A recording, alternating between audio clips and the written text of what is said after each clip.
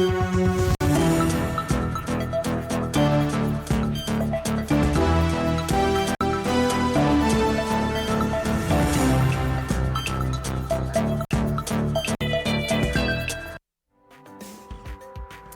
very good and bright morning here, Tuesday morning, 2nd day of September 2025. Mambo inaenda sawa sawa. This is the Morning Cafe where we wake you up with the headlines and other information. My name is Freddy Ndimuri. Karibu sana. How hot is your coffee this morning? Thank you so much for choosing us again to keep you updated on everything taking center stage.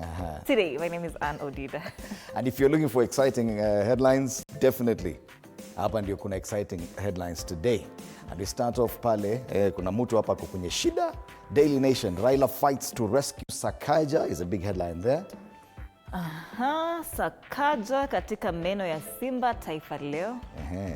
Raila still on the front page of the People Daily this time round, talking about something else. ODM lost glory, why aspirants no longer want the orange ticket. Is that a fact? The Standard, big economy lie, and the Treasury CS is at the center of this. Matters business, banks slash personal loans for first time in 7 years, and this is something very positive. That's why I'm telling you, headlines zote leo ni nzuri. And finally, the Star, state firms bleed public coffers dry. All right. So these are the big discussions today. Of course, other issues to do with governors. At least one governor spent the night in police custody, and a former governor also spent the night in police custody. And then, we are up in Nairobi. Governor ni? Ni mjamo. All right, for State of the Nation, we'll be having these three gentlemen in studio. James Gakuya, Embakasi North MP, Wakili Harrison Kenyanjui, and Peter Mutuko Mutua, who's a governance and leadership expert, coming your way at 6:30. Do stand by for that. Later on, we'll be having a different conversation.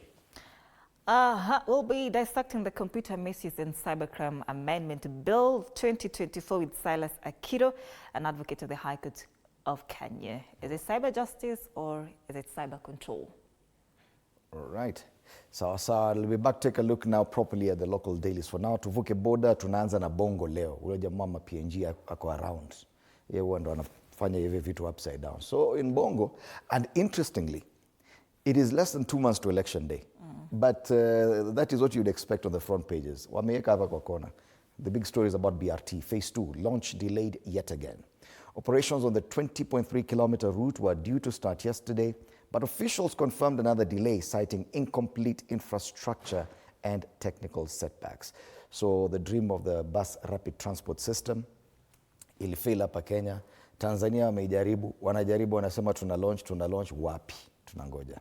Another story where women lead in snapping up loans from digital platforms. This is in Tanzania, and they say while controlling more than 60% of the nation's digital loan accounts, in 2024, women took 152 billion shilling loans, worth of loans, Tanzanian money, or 67% of total lending through digital channels, far outstripping men's 74 billion. This is more than twice what men are borrowing from digital platforms. Wanarudisha kweli. Full story on page 8. Yes. Vodacom CEO on AI, startups and Tanzania's cashless future.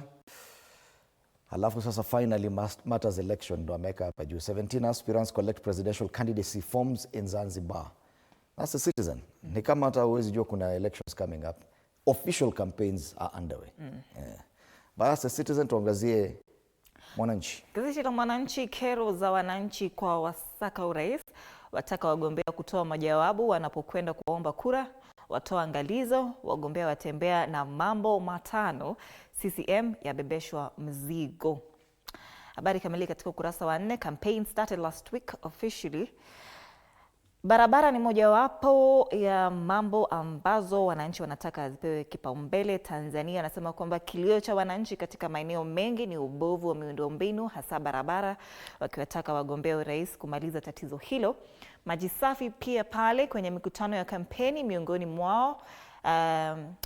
mwa kero ambazo wagombea wanatembea nazo ni uhaba wa maji safi na salama, wakitoa ahadi za kutatua. Vile vile ajira janga na mikopo umiza. Hiyo ni wananchi wamepoteza mali na wengine kudhalilika kutokana na janga la mikopo umiza. Wapo wagombea wameahidi neema. Niko nasoma ndio at least tujue mikopo umiza ni nini. Mikopo umiza ni zile ni kama za Shylock. where the interest rates are very high. Venye the Citizen imesema the women are taking up. Lakini hadithi hiyo ndio hii tofauti hapa. Lakini wanasema wanamita mikopo umiza. It's a big problem there. You know, Kenya had to actually do something about it. About Shylocks? No, even this mobile money lenders, because they had become quite a problem. And I think the interest rates were too high at some point, and they were using some very bad ways of trying to recover the debt. So yes, they had to do something about it. But unaona wanawake kule Tanzania wanaendelea kopa tu. Anasema hapo kwamba sababu za wanawake kuwa vinara wa mikopo. Habari kamili katika ukurasa wa 3. Pazia la urais Zanzibari lafungwa na utitiri wa ahadi. Kule juu viboko shuleni fupa gumu, WHO yaonya. Anasema kwamba ripoti ya shirika la WHO imebaini kuwa adhabu ya viboko imesambaa kwa kiwango cha kutisha, ikiwakosesha usalama na haki takriban watoto bilioni 1.2 duniani kote. Habari kamili katika ukurasa wa 12 na 13, na ile habari ya basi wakazi Dar sasa wakerwa hadi hewa za UDAT. Gazeti la Mwananchi. All right, so matters BRT given prominence, at least on this paper kuna mention ya campaigns. Tuvuke border tuingie Uganda, and we start off with a new vision. Matters elections given prominence here. Rift in NUP, which is one of the political parties there. As losers protest, party releases first batch of flag bearers, rejected many incumbents. This is the same process that the ruling party in Uganda, NRM, went through in the past 2-3 weeks, trying to get members, party officials, and then the party primaries. Other parties now getting down to business. Hii picha ambayo hapa chini inakuanga ni ya mzee, leo imeachiwa kijana. Na the CDF there anaitwa Muhozu Kairenugaba, talking with his contemporary there from India. New Indian military advisory team. Other stories here: how PLU swept NRM CCMP elections, more mention of political issues. Museveni urges African leaders on integrity and vision. Those are the stories there on the new vision. Tuangalie Daily Monitor. 13 officers are probed over fake bombs and some blasts that never were. The military intelligence is holding 13 suspects, among them soldiers and civilians, to help with investigations into the fake terror attacks that have rocked the capital, Kampala. That's the main story there on the front page of the Daily Monitor. Lakini Museveni, sasa hawa ndo wamefanya ile kitu new vision ufanya. For the first time in a long time. Yes. Museveni opens EUDB Finance Summit, and he's here with the First Lady Janet, of course, as they share light moment with Finance Minister Matia Kasaija. There's a story here, Mona, very interesting about the Busoga Kingdom, because I've seen it here on the new vision. Busoga celebrates royal bundle of twins, so the royal family has wamepata watoto, wamebarikiwa na watoto. Double blessings. Double blessing. Nimeona hapa nikaona kumbe ni kitu, ni story kubwa, something positive in Uganda. Naweza kuwa heirs huko wa that king. Yes. All right, panic in Wakiso as report and earths 400 ghost titles in Bulinda. Oh wow, same problem huku Kenya.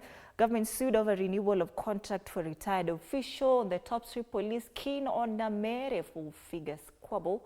There's a squabble for full figure.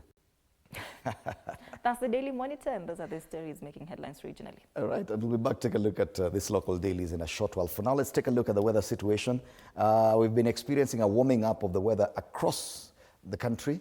And we start off with the Mount Kenya region today in Meru, where currently it's a bit chilly.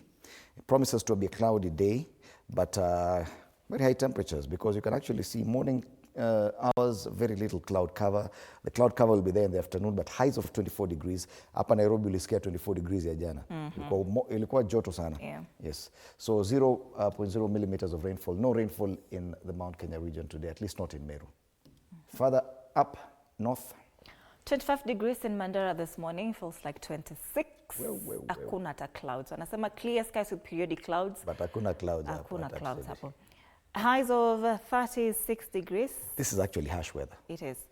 That is the highest in Mandera today. In precipitation, 0.0 millimeters. But you realize that as the week progresses, it will actually get hotter than this. Days like Friday, it will get to 37 degrees.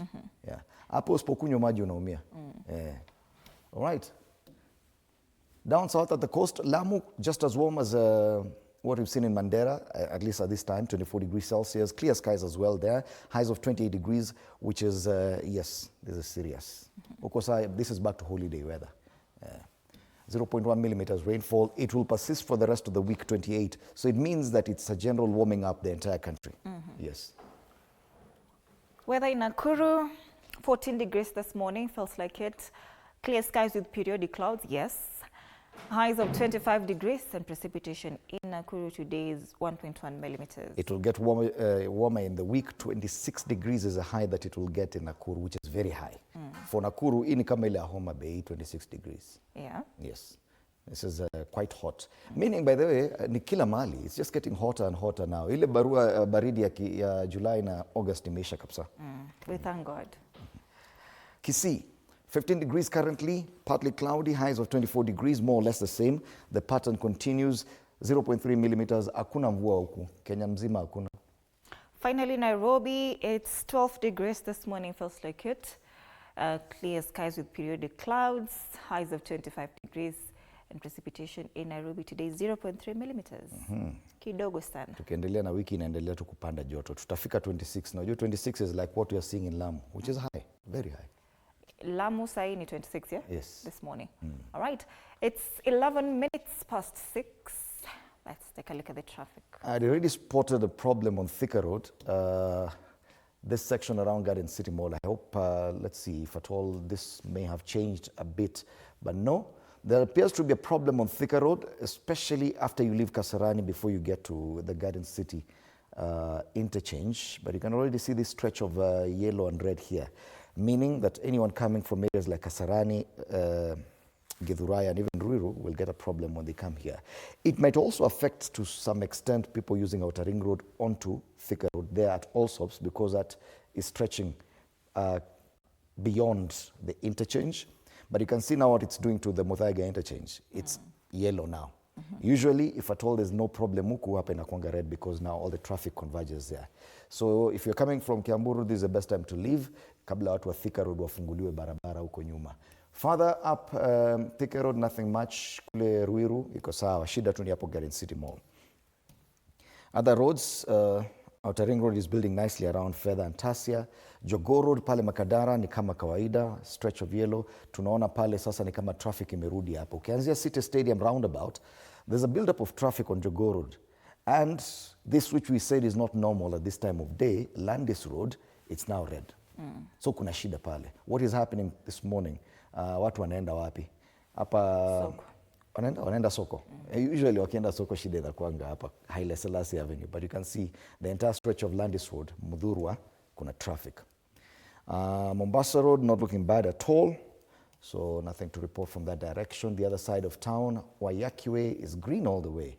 Na kama watu wanaishi huko upande za 87 Udhiru, I think they have the best time getting into town. Paskabete, Kangemi, it's Nywe, green all the way. So lovely traffic on one side of the city, but Thika Road na watu wa Jogoo Road kuna shida kiasi. All right, that's the traffic situation, 13 minutes past 6 a.m. Let's have the quote of the day.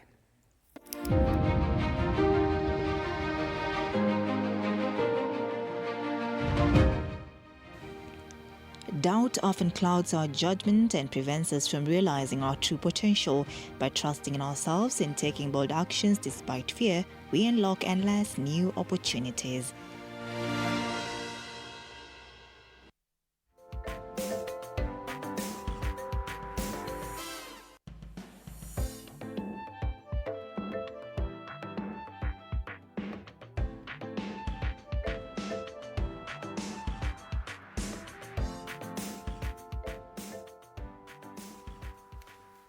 All right, let's take a look at the local dailies now, and we start off with a free edition of The Star.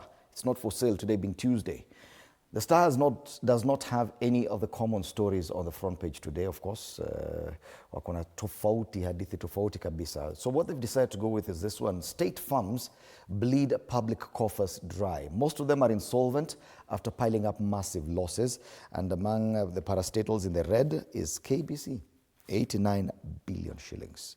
Ketraco comes second with 16 billion shillings. Postbank, does it still exist? NOC, Yeah. Postal Corporation, Sony Sugar, Rivertex East Africa Limited, KNTC, Mohoroni Sugar, Nzoia Sugar, and you realize most of the sugar companies are here. Yeah. Kenya Petroleum Refineries, even the new KCC is in the red. That story is on pages 4 and 5 of this paper. Na wametumia picha pale ya KBC, parastatals bleeding the coffers dry. Asema the Postal Corporation of Kenya had a negative working capital of 7.7 billion and was operating on the hope of government support, making its viability as a going concern uncertain without state rescue. So the Auditor General found that the management of most state corporations failed to disclose grave financial uncertainties, making them technically insolvent and putting their viability as going concerns in doubt. The lack of transparency, coupled with the sheer scale of the losses and insolvency, paints a picture of a sector in crisis, sustained only by the financial life support of the Kenyan taxpayer. So they're technically bankrupt. Other stories given prominence on the front page, pale juu, Kenya Police Service, the most complained about arm of the National Police Service.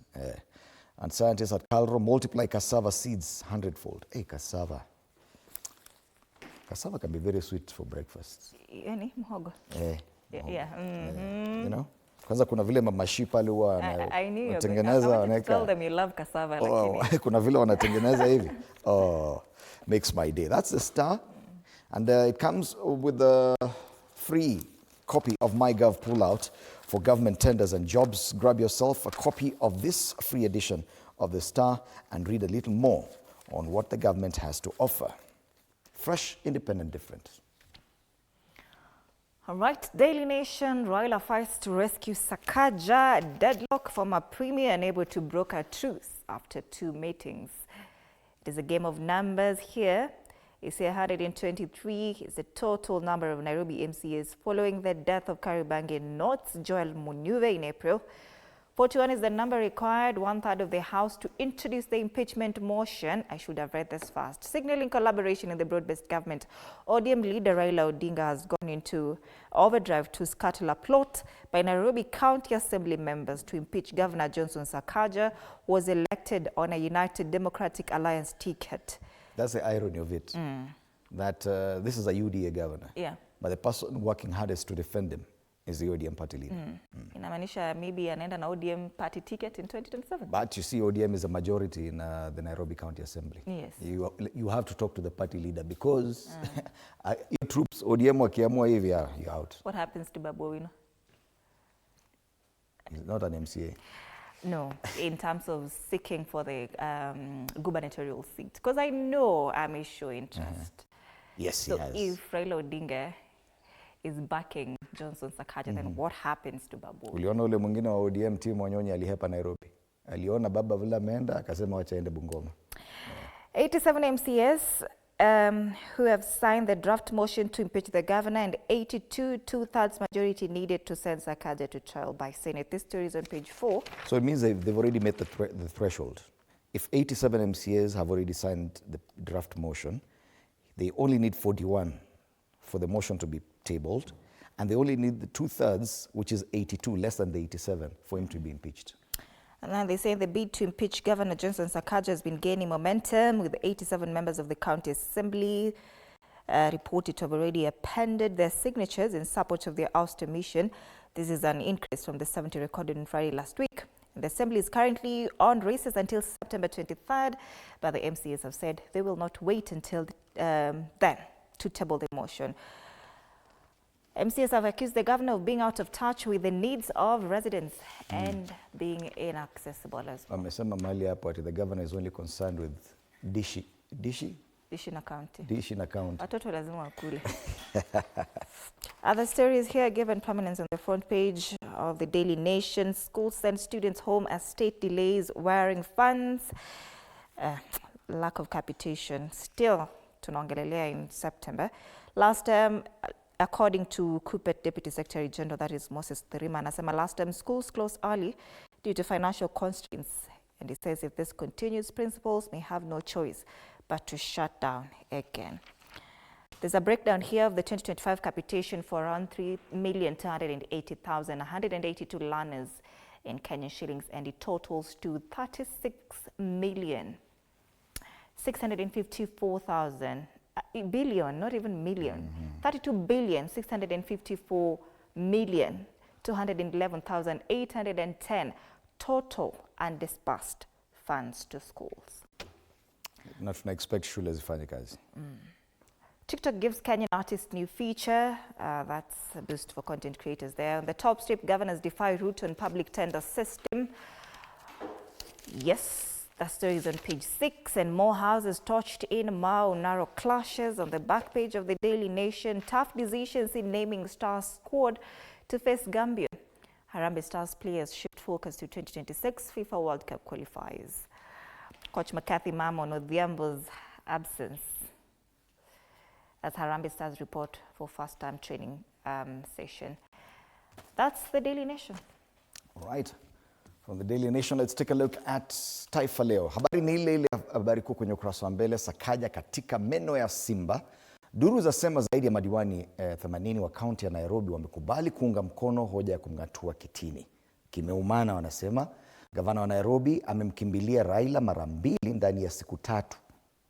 Akimsihi awaagize madiwani wa ODM wamnasue kwenye mpango wa kutimuliwa madarakani. Zaidi ya mashtaka 20 yameandaliwa dhidi yake. Nasema mikutano miwili imefanywa. Kuna mkutano mmoja ulifanyika katika nyumbani kwake Raila Odinga kule Karen. Kuna nyingine ilifanyika ofisini kwake hapa Upper Hill, lakini zote bado hazijakufikia uafikiano wa kumnusuru. Kwa hivyo sasa katika meno ya simba. Sasa hapa mkuu diwani Geoffrey Majiwa akisema gavana wetu hashirikiani na mtu yeyote, huwa anafanya maamuzi yote peke yake. Hakuna mpango wowote alioanzisha ukafaulu. Analojua ni mdomo tamu tu. Basi meno ya simba. Habari zingine hapa nasema na masuala ya kigeni. Tetemeko laua watu 800 kule Afghanistan. Maslahi ya kisiasa ngao ya magavana yabainika. Baadhi ya MCAs hupata msukumo wa kisiasa kuwatimua magavana wao, na ni ukweli. I think MCAs have now probably, it could be argued that they're even misusing this threat of impeachment. Instead of a tool to actually carry out their oversight role, they look at it like, hapa tunaweza pata kitu. Masikitiko, wanafunzi wakifukuzwa shuleni. Tumezungumzia hayo. Na pale juu, Ruto Raila wachezea upinzani karata kali. UDA yajiondoa chaguzi ndogo Kasipul na Ugunja na Magarini. So wanaachia ODM kule. Mata Sports, masuala ya mchezo, pressure ya mapema ligini EPL. Amorim, Pep na kocha wa Spurs wamulikwa kwa mwanzo mbaya ligi kuu. Lakini Man U alishinda mechi moja. Taifa Leo. Business Daily, banks slash personal loans for first time in 7 years. As cost of loans and default surge, the bank's love affair with workers and small traders who for years have been drivers of their profits was disrupted. Banks for the first time in 7 years cut lending to individuals and households, fretful about rising defaults as borrowers struggled with loan repayments in a high interest rate environment. And this emerged in a period when thousands of workers breached the legal requirement that demands they take home at least a third of their salary, following a deduction of 2.75% of gross pay for universal health coverage and housing levy of 1.5% of monthly pay. 1.42 million is the drop in the number of household loan accounts. Other stories here, hospitals to get accreditation scores like hotels and safety push. On the ticker, Laikipia, Taita Taveta now fastest growing coffee zones. They say Laikipia and Taita Taveta counties have the highest growth in acreage under coffee in Kenya.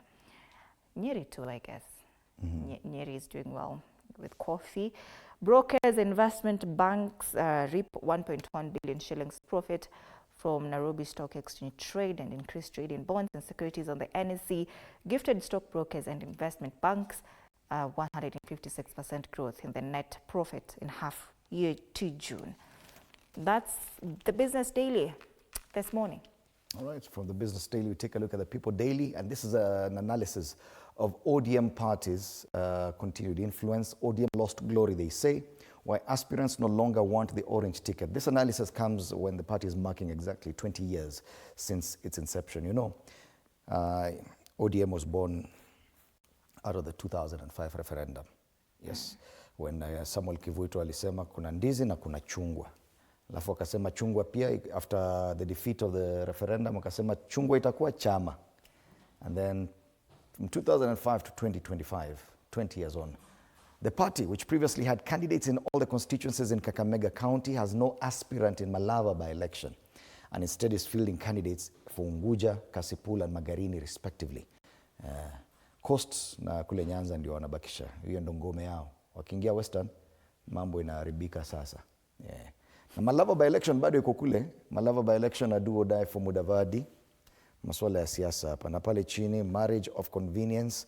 Will Ruto and Raila last up to 2027? You realize that the People Daily is now moving more and more towards analysis. This is an analysis, this too is, and this one are analytical pieces. Yeah. Wanasema hapa inaitwa forgotten fame. Yeah, ODM. Do you agree with this kind of assessment? Do you think ODM is done? No. ODM wanakuwa very strategic. It's still too early. ODM, directly you're asking the wrong person. but literally, ODM... It's still a strong party. It is. If you get this ticket for Kasipul, ODM ticket... Let me tell you something. You know, the director, Nashinda amesema, ODM is always right. Tell ODM members right now to do something. Huyo chama yao ilimezwa na ile chama ingine hata sijui naongea nini. ODM bado inapumua nyinyi wata. That's the People Daily. The Standard, finally, big economy lie. Where is the cash is a question they ask here. And when Treasury paints a rosy picture with its upbeat focus, the truth is that Kenyans are still staring at empty wallets, stalled dreams and shrinking dignity. Numbers don't lie, but they can mislead. Unless growth translates into jobs, incomes and real wealth, we are simply being sold GDP without a meal on the table. The CS ought to put people before statistics and reimagine the economy not as an elite casino, but as a values-driven project of shared prosperity. According to an economist here, quoted by the Standard, nasema very recent GDP numbers are mostly physical capital with some human capital and next to nothing productivity gain. In everyday language, we have spent the last decade building things and not people. We are building things. We're not building people. We're not building hustlers. Hustler nation. This story is on page 8 and 9. Putting up a show, Duale DCI smile for cameras in graft war, and Health Cabinet Secretary tried to wash his hands off the SHA scandal, theatrically dumping files on the DCI before the press, but refused to take questions because of the now tired and age-old excuse that answers might jeopardize investigations. Duale achukwangi questions. Walipeana 1,188 files. DCI wako very busy leo. CSO sleuth Duale hands SHA fraud files. DCI made uproar. He has insisted taxpayers' money has been stolen in the Social Health Authority scam, but he has yet to quantify the losses. It is a tough time being a parent or school head, and when education is reduced to a political pledges, parents to cash machines and learners to collateral, the dream of free schooling turns into an illusion and a burden for caregivers.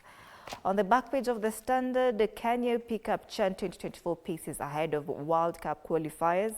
Harambee Stars captain Olunga upbeat ahead of World Cup qualifiers, and Kenya will face Gambia and Seychelles from September 5th at Kasarani Stadium.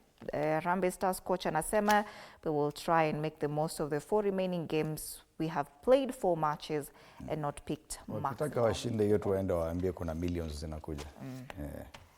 That's the Standard.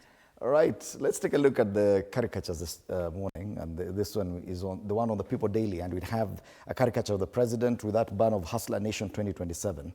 Lakini Wanjiko hapa anamwambia Hustler Nation 2022 did not deliver. Why can't he try another narrative? Historia ya Hustler, watu hawaifeel sahi. Anasema try, at least according to this cartoonist, anasema try something else. This is a Standard.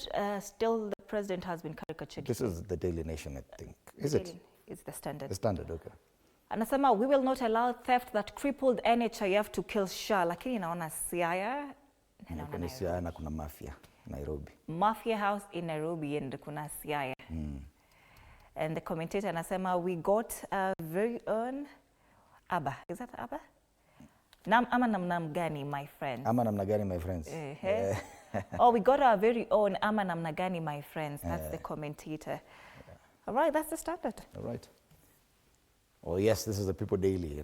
This one, governors, the Daily Nation. The Daily Nation. Na kuna kahoma kanazunguka kwa magavana.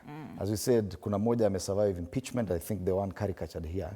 Na hiyo fever, ama hiyo, it's now contagious. So this is Isiolo, this is Kericho, and that is Nairobi. Wana infectiana.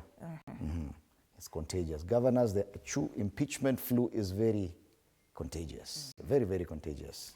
Daily Nation. From Abdi Guyo to Eric Mutai, now to Johnson Sakaja.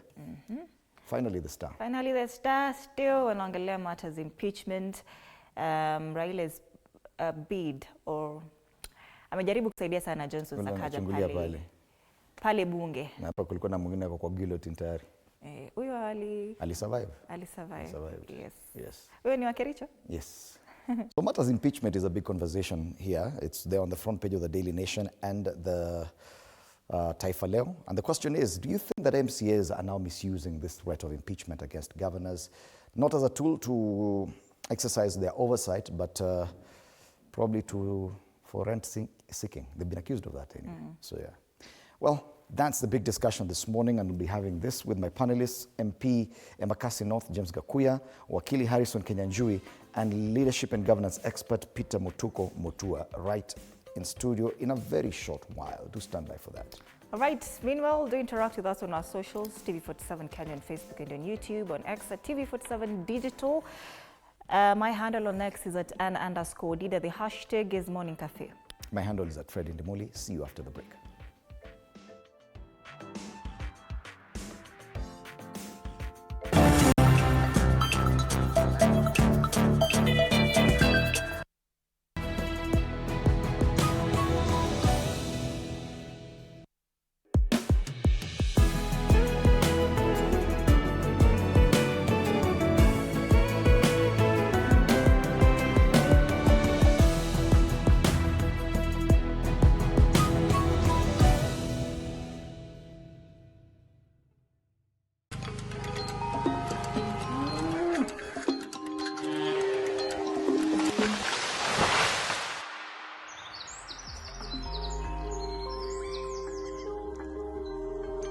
Our world is changing every day, and so should we, for the better. Each week, we tackle the big why, the question that should be on everyone's minds. Why isn't this fixed yet? Deforestation, global warming, and the adverse effects of climate change. The future isn't just something that we inherit, it's something that we create. Join us on The Green Fix as we tell the stories of those who refuse to give up.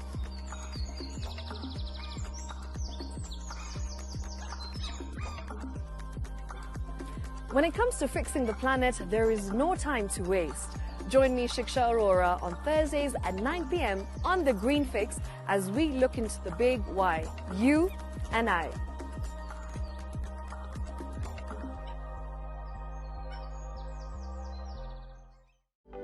For comprehensive information and education on your health, Body Garage is here. Don't allow anyone to pluck out your good tooth as long as it is strong and stable. Cancer doesn't start today and you get the symptoms tomorrow. By the time you pick it or the time it is manifesting in you, probably will be there about 5 to 10 years. The eye is the window to the rest of the body. Don't forget to stay hydrated. And of course, you at home, do take your water. So the ultimate test is actually you check your urine. Your urine should be clear. Clear like the water? Yes. Should be able to see the other side of the urine. If your urine is colored or has changed color, you cannot see the other side, then you have not taken enough water. Don't forget regular health checkups. Early detection saves lives. I want the message be, we can prevent cervical cancer. We prevent cervical cancer in several ways. You have young girls and even somebody who's above that age, you can pay at least every 3 years. Somebody should have a pap smear done. If you are 40, 45, 50 going upward, once a year, please go see a doctor. Yeah, it's just for normal routine maintenance.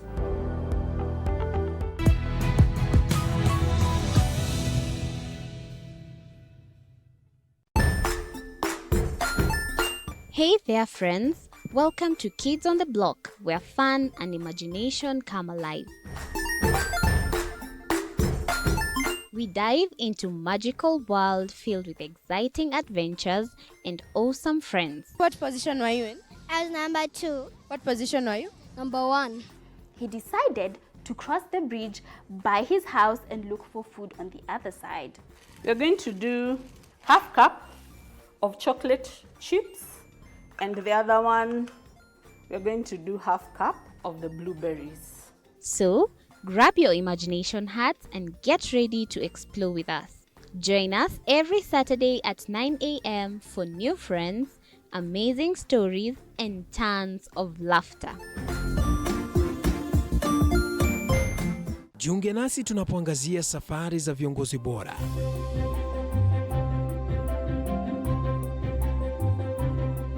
Kutoka kwa ushindi mkubwa hadi masomo magumu. Wakati wetu kwamba wasichana si wa kusoma, ni wa kuolewa, ng'ombe ipatikane, wazazi wakuwa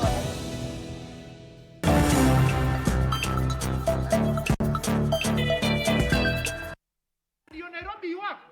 Sakaja must go. Ndio iwako. Sakaja must go.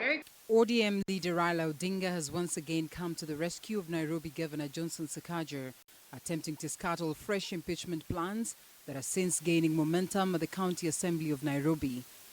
Sources indicate that Raila summoned Nairobi Assembly leaders led by Speaker Ken Ngodi, alongside Governor Sakaja, this time round not at the famous Capitol Hill, but at the Jaramogi Oginga Odinga Foundation to discuss possible strategies of saving Sakaja the axe.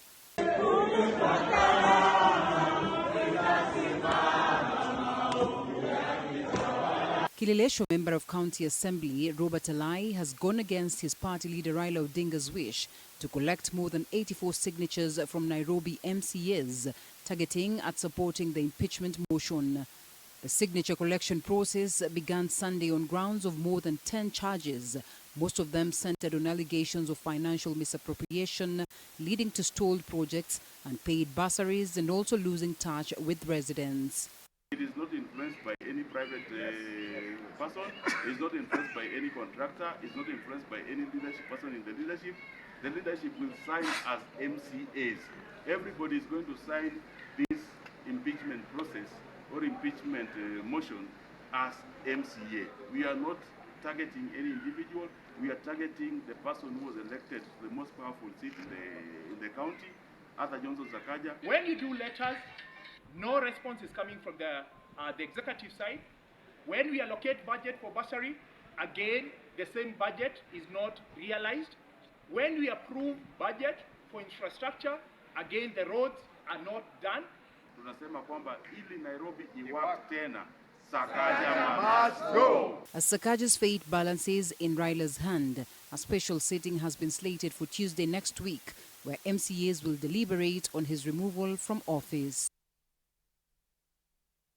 Yes, indeed, it's now a matter of time and a game of numbers.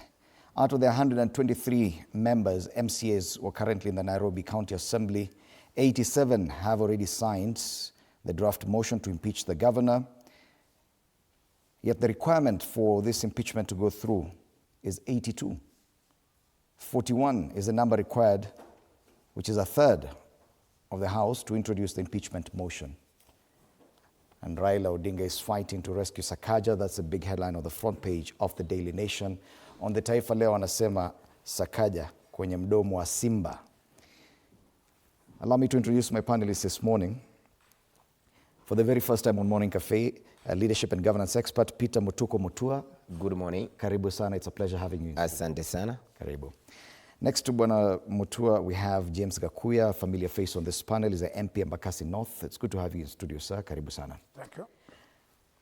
So we're seeing this trend of impeaching governors, and just coming only days after that failed impeachment of the Kericho governor, Eric Mutai, and which was defeated at the Senate, and something similar happening weeks before to this governor of Isiolo County. And the question now is, are we seeing a trend where county assemblies or MCAs are now misusing this threat of impeachment against governors more than a tool to carry out their oversight, but more like rent-seeking? Do you think that is what is happening? Well, good morning, viewers. We have 47 counties in this country, and a number of them, which is a very small percentage, motions of impeachment or intentions to impeach have been recorded. So I will disagree with you when you say misuse. I think the question is, why the few? What is it that the few governors have not done that makes the MCAs desire to impeach them? Mm-hmm. Yes. Yet you're seeing this trend where a lot of these attempts to impeach are always defeated at the Senate. And one wonders if at all there was weight in the impeachment motion at the level of the county assembly, shouldn't we see then that most of this or more of these cases are also going through at the Senate? You heard about 2 weeks ago when the president said gave 150 million. Mm-hmm. So this means the 150 million bought freedom. And when the freedom has been bought, doesn't mean the criminal act was not committed. Mm-hmm. So the reasons as to why there was impeachment in Isiolo, in Bomet, and the intention now that we have an impeachment in Nairobi and other places, the fact that it was defeated at the Senate does not mean the MCAs were wrong when they were constituting, when they were pushing for the impeachment, because it is said, like at the Senate, some members of the Senate were induced to give a favorable judgment against some governors due to what they were given. But are you saying there are no instances where county assemblies could go rogue and use or misuse their power to impeach? There could be instances, and the instances that have not been recorded intimately, it will be on my side because the assemblies enjoy their freedom. On my side because it has not been recorded that or nobody has come out in public. Like for example, the governor of Meru was properly impeached. Nobody comes out and say the MCAs were wrong. The assembly was wrong. Unless it is recorded, it will be of very little effort from my side to either defend them or support them. All right? Yep. Bonagakuya, I know you have aspirations of becoming governor one day. Now, watching the kind of issues that governors are facing, do you agree with Bonamutuko that all this impeachment is genuine efforts to actually, by MCAs, to carry out the oversight, or are you reading some ill motive and witch hunts on the level of the county assembly? Thank you, Dimori, for your question. Allow me to salute viewers wherever they are watching this morning show from. And coming to the matter on the headlines, it is true, it's two ways. There can be a genuine reasons to impeach a governor. And that's why there is the final fall of the hammer, which is the Senate. And the Senate is treated as a judiciary in the process of impeaching the governor because assemblies commences the impeachment process, but they have not the final whistle. The final whistle is encountered at the Senate. And in most of the time, it seems Senate opts to give or allow governors a second chance. But we have seen with Kawela. Kawela was impeached 3 times, and he was only got to the hook of the Senate in the last one, but he escaped the 2 impeachments. This tells you both the assemblies and the Senate, sometimes making a decision, you cannot be able to assess exactly what is the threshold to impeach that such a governor. We have seen the last one, where Senate anchored its last verdict on an element of threshold of numbers. My big question is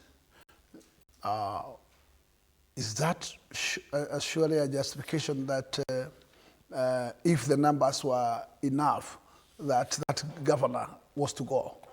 This is a big question, because in fact, as much as the numbers were part of the justification, there could be other enough reasons why the Senate could allow the impeachment to sail through or terminate that particular impeachment. But they only cited one area of the threshold of numbers. So my take in this is that there can be a misuse. And what happens in Senate, we have noted that there is a serious number of senators who still have what we call urge to contest for these gubernatorial seats.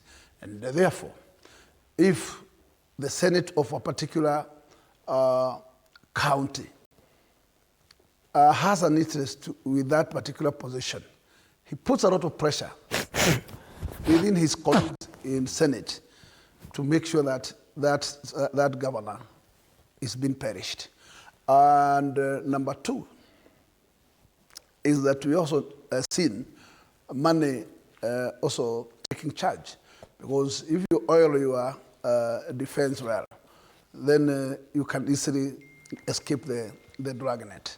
So I would start to say there can be a very genuine reason from the commencement of the process, and the MCAs might be having very strong reasons, like this of Nairobi. Nairobi is a long overdue. I think Governor Sakaja ought to have gone in the last 1 year, but because of his good relationships with Raila Odinga, Raila Odinga has been always standing on his side, and therefore this kind of push has not been getting the enough threshold. Today, we have seen the membership of the Nairobi County have signed beyond the threshold of 2/3 to terminate the contract of Sakaja. How do you then tell me that this particular process, with the 20 changes, that the Senate will not find anything genuine to allow this particular impeachment to go through? Most likely, Sakaja is not going to survive at the county level, but most likely will survive at the Senate level. This will be through what we call outside influences.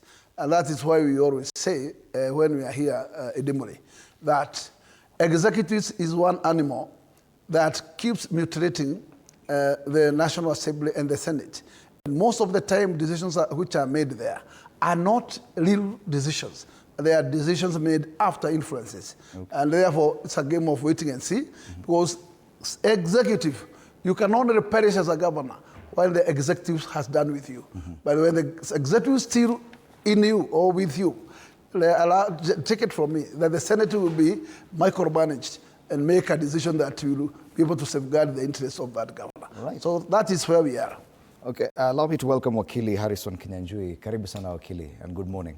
Thank you very much. We're discussing the recent trend where we're seeing more and more governors being impeached by their respective county assemblies. Whether or not that's successful at the Senate, that's a different thing. But the fact that MCAs are now finding it easier to use the impeachment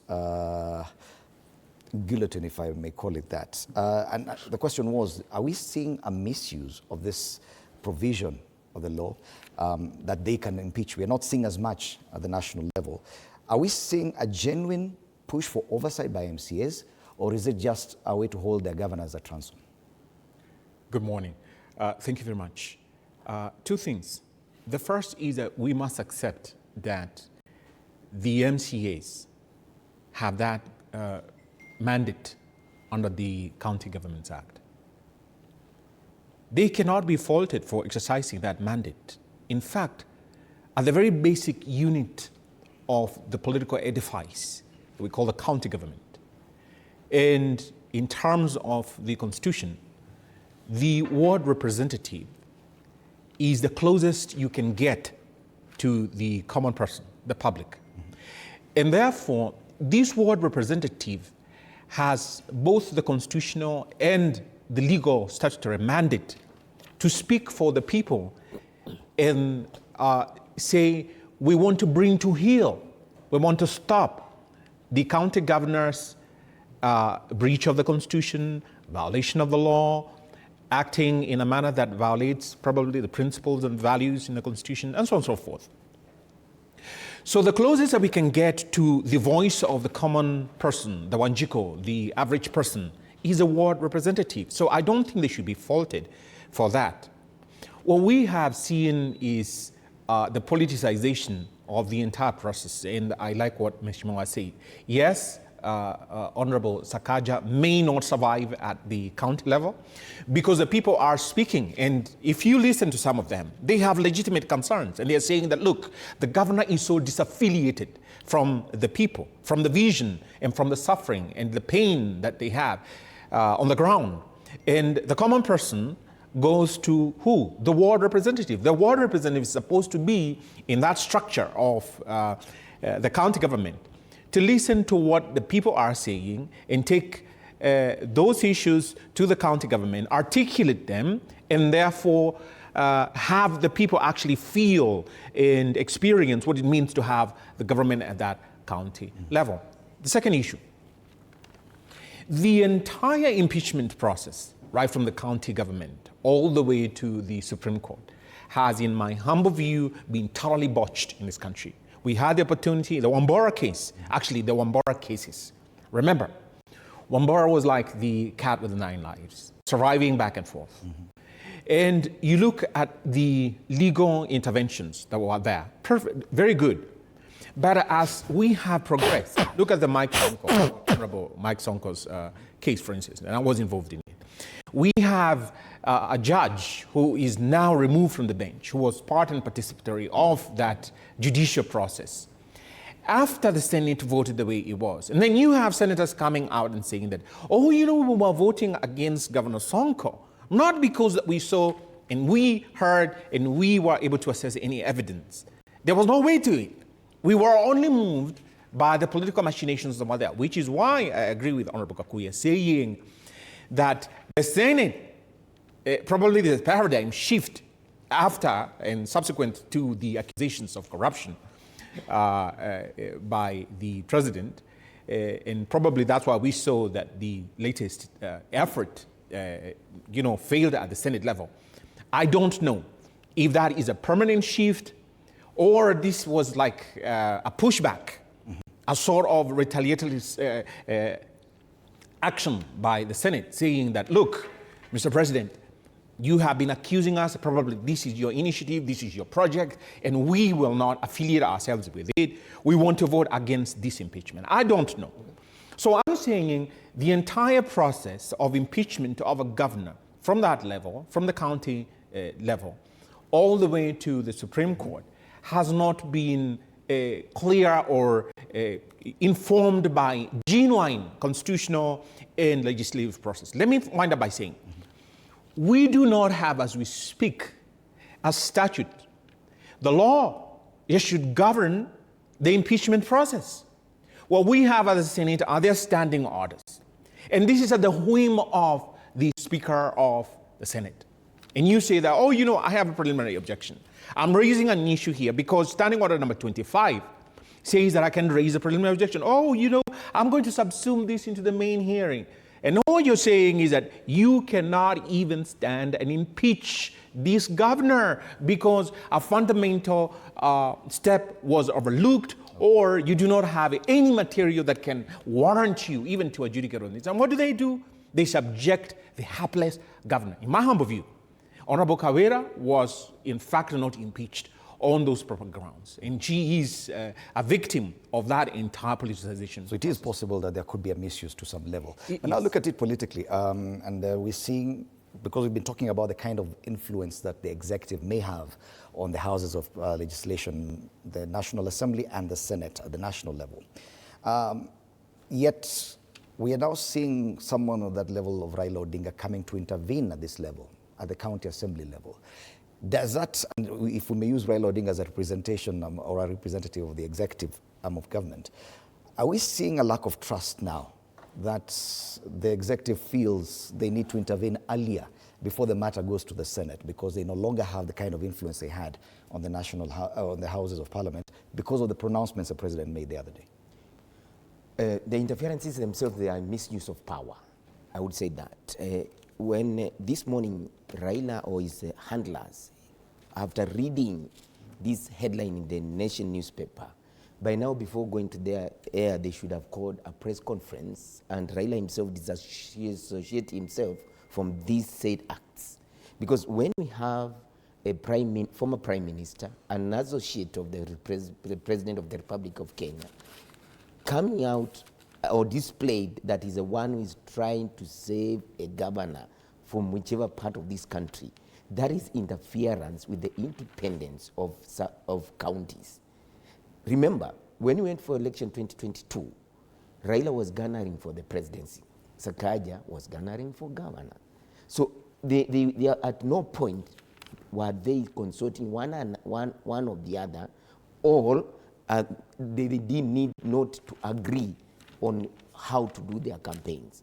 Nairobi is a full county, and Sakaja was elected on Kenya Kwanza ticket. However, as we moved along, there was birthed broad-based government, which Raila is part of it. Where Raila is, I like the way you've put it, is part of the executive, is no longer the official opposition leader. But is he elected? Is he elected? Wakili is not elected. Is in government supposed to be then for the political party that is elected? I'm sorry to interject. No, we will come. The water is too much. We don't understand the system we have. Wakili, I will come to that. But now that he has interjected, let me first of all go to something before I forget what he mentioned about a statute that does not exist, that governs on the processes or the threshold of impeaching the governor. I like that argument because you cannot impeach governor based on standing orders, because standing orders cannot substitute the law itself. Maybe with his team, and it's quite unfortunate that he had to wait for this long to come and speak as strong as he has spoken. I hope his colleagues have picked that any governor that has been impeached in the past, including Songo, there was no law that... But can you imagine, I'm sorry again, can you imagine, we raised that before the Senate, we raised that before the High Court, we raised that before the Court of Appeal, we raised that before the Supreme Court. What do all these courts, the hierarchy of the courts say? They are all silent on it. I'm sorry to interrupt. But 15 years down the line, 15 years, and we're talking about the Constitution, 15 years down the line, we do not have that legal mechanism. Whose fault is it? Senate? No, we go for a referendum so that the existing Constitution will create the law that governs that process. Otherwise, we will come here, make noise, and nothing is going to happen because ours will be noise. It's even as senators a better position than us because they have standing orders. Ours is noise. Now, look at he's trying to say Raila is not elected. We have seen people who are powerful in this nation and they're not elected. And the fact that Raila was consulted, he flew together with our president. They went to a certain field in Uganda. And they were there with the president of the Republic of Uganda. And when they came back, there was a birth of broad-based. So when he speaks, Raila, when he speaks, it is assumed that he has agreed with the executive. And because it's an assumption, just the way you are saying that govern this and this were not properly impeached, those loopholes, they are the ones that certain people are using to misuse their power. Let me tell you, when Raila he said that he's fighting for Sakaja, it is as big and hard if it was the same Ruto is fighting for Sakaja. Okay. So what I'm saying, Raila, by now, him and his handlers should be out there issuing a statement that we are not fighting for Sakaja. What if we are looking at it the wrong way, that simply it's because Sakaja, and he knows that the County Assembly of Nairobi, the majority is ODM, and he's simply consulting the party leader of ODM for that support, not the executive. Are we looking at it the wrong way, Bwana Gakuya? It is important to understand that the manner in which the Nairobi County is constituted today, the majority are the ODM. And note that, in fact, in terms of the leadership of the county, the leadership is 75% under the control of the ODM fraternity. And that is why Sakaja always enjoys Raila's support, because those numbers gives him almost over 55 number of MCAs. He has his numbers from the other end, other fraternity of UDA, so combined, then he always enjoy that comfort. But when the UDM, in its whole fraternity, decides to go rogue, then Sakaja can't survive. That's why he has been always creaking. And that's why he has spent a lot of money to massage Raila all through. This is known case. And even his rescue, one I would say, either he will fail to praise the dowry that will be required, or the pressure from the leadership from the ODM fraternity will force Raila to relinquish himself from the support of the gubernatorial of Nairobi. But I can tell you holistically that members of the counties, and especially in Nairobi, have been all through under a lot of impunity from this governor. You have seen their changes. Governor can be able to distribute number of projects in the counties, in the wards, but he don't care to pay. So those projects becomes what we call white elephants. And do you think that, in fact, any project that has commenced from your ward, and you are sitting member of an MCA, and you cannot be able to fight for that project to be completed, do you think that you carry the blame for the public? And therefore, that bitterness is there, that when he does not clear with the contractors, then the back get back to the elected MCs. And that's why most of the bitterness are. And it is important to consider that every year there is a budget cycle. And in this particular budget cycle, Idimuli, and this is what I always ask myself, Kindero came and he found Nairobi County with a pending bill of only 10 billion. But with his budget cycles all through, he was able to leave Nairobi with over 40 billion pending bill. Okay. Then Sonko came. He put us to another cycle of another 40 billion pending bill. And now here we are over 10 billion. My big question is, how does the county's budget work? Because I believe you do your budget and you budgets that you are very sure that you can be able to earn. Why do you budget the budgets that you cannot be able to supply? All right. So, and therefore, the big problem that we are facing with the counties, the big monster is pending bill. Right. So, pending bill itself is enough to take the governors home. All right. Time for us to take a break. Yes, the impeachment of, or the threatened impeachment of the governor of Nairobi, Johnson Sakaja, is a big story there on the front page of the Daily Nation and also on the front page of the Taifa Leo. When we come back, we'll move on to other things. You're watching Morning Cafe.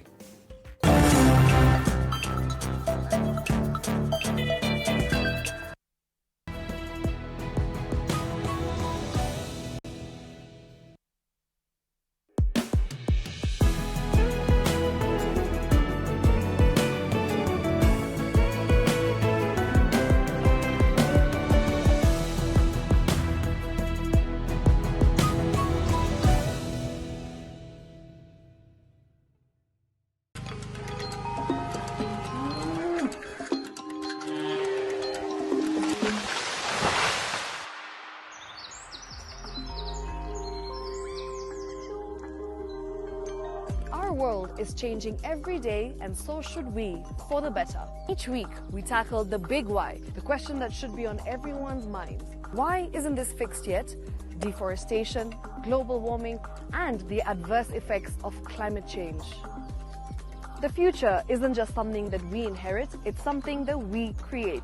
Join us on The Green Fix as we tell the stories of those who refuse to give up.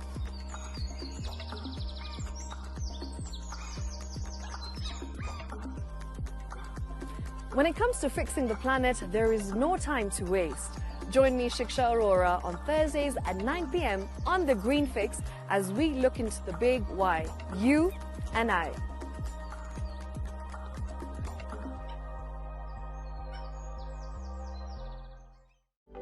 For comprehensive information and education on your health, Body Garage is here.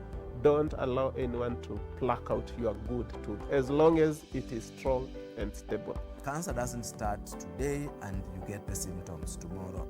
By the time you pick it or the time it is manifesting in you, probably will be there about 5 to 10 years. The eye is the window to the rest of the body. Don't forget to stay hydrated. And of course, you at home do take your water. So the ultimate test is actually you check your urine. Your urine should be clear. Clear like the water? Yes. Should be able to see the other side of the urine. If your urine is colored or has changed color, you cannot see the other side, then you have not taken enough water. Don't forget regular health checkups. Early detection saves lives. I want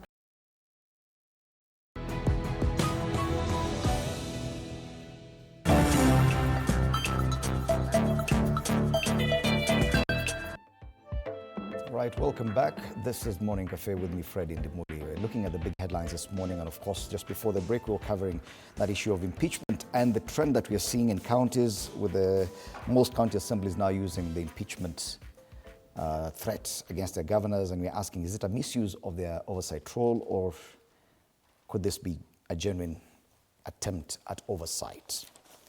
I want us now to move to something else that has also been making headlines, and this features on the front page of the Daily Nation. I don't know why most other papers have decided to move on from this story. It's about the EGP, the Electronic Government Procurement System, that now pits governors against the central government. It features there on the Daily Nation. It's on page 6. Governors yesterday maintained their stand and demanded that Treasury stops forcing them to use the electronic government procurement system, saying that it has paralyzed operations. Treasury rolled out the EGP in July for all public procurement processes, ending the previous model where entities procured goods and services independently and without central visibility. They say that the new procurement system is touted as a solution to funds misallocation and pending bills that we've just been discussing. County bosses insist they are not going to absorb UHC medics, and that's a different story. But on this issue of the EGP, and listening to the president, Wakili, and listening to the governors, and there seems to be a confusion. And if you look even at social media discussions, many people are wondering if the president should be talking down at the governors and telling them what to do. These are independent systems, and where they should be, I think the understanding is that there should be consultation between the two levels of government, and not one talking down at the other and saying, you have to do this now. It's true. Mm-hmm. Yeah, the Constitution actually mandates that. I think this fixation with the imperial presidency is something that this president has not shown off. He's still fixated with the idea that he ought to be dictating the policy, directing the law, and the day-to-day management of even the county government. You can't do that. We have come from that period. And he has not, in my humble view, woken up to the reality of devolution. And everything, almost every policy that is being executed by his government is almost to annihilate, totally eliminate devolution, and which is why we are seeing these sort of problems that are cropping up. Mm-hmm. Today we have the e-governance, e-procurement that he's pushing down the throat of governors. So where was the sit down? Where is government policy in this? In my humble view, this sort of thing ought to involve the intergovernmental entity. And you have to sit down and see how the synergies can be brought about, the working together as envisaged under Section 6 of the county government, the Constitution. And if you look even at Section 6, subsection 6 of the County Government Act, it does actually say what the county government will do in terms of involving the people. At the very basic level, this e-procurement having been brought down, is it now government policy? Remember, any policy that you want to impose must have public participation. And then you don't overnight change and shift this system of yours. In my humble view, this is being pushed down the throat of the Kenya government, tied to the loans that are being, quote unquote, given to the Kenya government by, in a manner that when you look at the end game, it is to benefit the external entity. It is not supposed to be bringing what they're saying, transparency in procurement, the hemorrhage of public funds being stemmed. No, I don't think so. This is control. And remember, he wants to micromanage our finances, our institutions, our governance, everything. The end game that he has is totally outside the Constitution. And you ask yourself, so you want to get into e-procurement. Have you told us about the problem that we're having with these funds that are going into these private entities that you have through this e-governance sort of system that you have brought about, railroading every process into that system? So in my view, the governors are right to say, wait a minute. No. We are supposed to be independent. And you are acting outside the Constitution. In fact, you should be impeached for this sort of action because you want to close down, as it were, the county governments and subjugate them, bring them under your control, the direct control of the national government. I have to ask, the National Treasury comes up with this policy. Fine, that's okay, no problem. Lay it on the table before the county governments. The Council of Governors ought then to distribute these to each of these counties. What are you hearing the CS of Finance, Honorable Mbadi, telling the county governors? Look, e-procurement or ship out. Ship up or ship out. This is a threat to the county governors, and it's a total, mess. And what you're doing is frowning upon the institutions that are there, that are established. Let me say this. If they wake up and tell us that you have these problems in procurement manually that you've been doing and all of that, but we have the legislative process. Remember, for you to get the funds coming from the control of budget, there are all these systems that you have to comply with. There are close to 25 steps that you have then to fulfill and ensure that, in fact, all the safety nets to ensure there's no financial hemorrhage of the public funds have been taken into account. Are you telling me that those those steps are not functional? What is this idea that you have to allow a foreigner to control your governance, your funding, and your everything? Remember, you do not own the internet systems that enable this to function. And yesterday I saw that Facebook wants to get involved and has bought shares in Safaricom's undersea cable system. What are we talking about? Facebook is the CIA. We are allowing a foreign government to control our own government. So what we're saying that you're giving up your sovereignty. Before this e-procurement can be pushed down the throat of county governments, let us have the contractual engagement of he who wants to run the e-procurement at the national and the county government level. Fine, you're telling us that the fund should go to the consolidated fund. Yes, I agree. But why do you want to have this micromanagement? Okay. What about the independence of the county governments, financially speaking?